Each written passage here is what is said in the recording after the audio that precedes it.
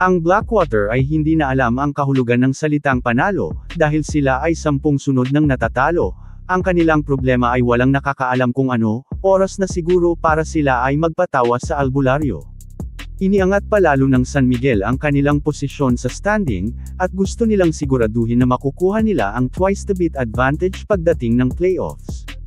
At kinailangan nilang maging malupit para ito ay magawa, hindi sila nakaramdam sa bossing ng kahit na konting awa, nang ibaon nila sila sa pinakailalim ng standing, para pagsisihan ang kanilang pagiging mahina. Ang agimat ni Benny Boatwright ay hindi pa rin nawawala ang bisa. Ang magandang performance sa huli niyang game ay muli niyang sinundan ng isa na namang kagilahilalas na laro. Umiskor siya ng 44 points sa 8 of 17 sa 3, nakakuha din siya ng 12 rebounds at nagpasa ng 5 assists, para pangunahan ang Beermen sa kanilang panalo laban sa Blackwater, 125-117.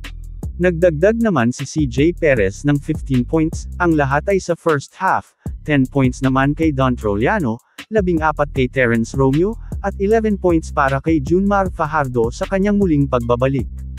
Ang bossing ay hindi ganun kadaling natalo ng San Miguel, sila ay ilang beses lumaban pabalik matapos na iwanan ng Beermen, pero hindi lang nila alam kung papaano tuluyang ibaliktad ang laban.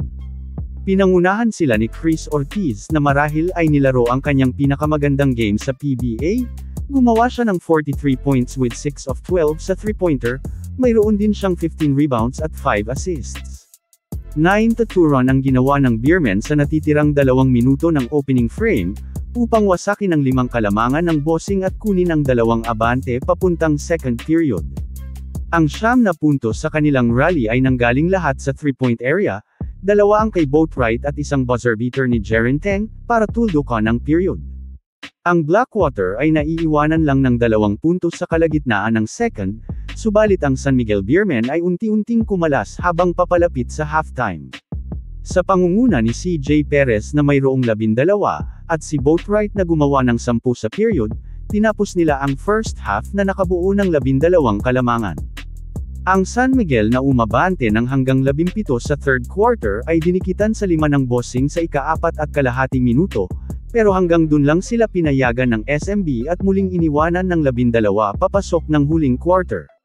Ang Blackwater ay 3 beses dinikitan ang Beermen sa last period, ngunit ang SMB ay palaging may sagot kapag sila ay nakalapit, kaya naman hindi nagawang makuha ng bossing ang abante hanggang natapos ang laro.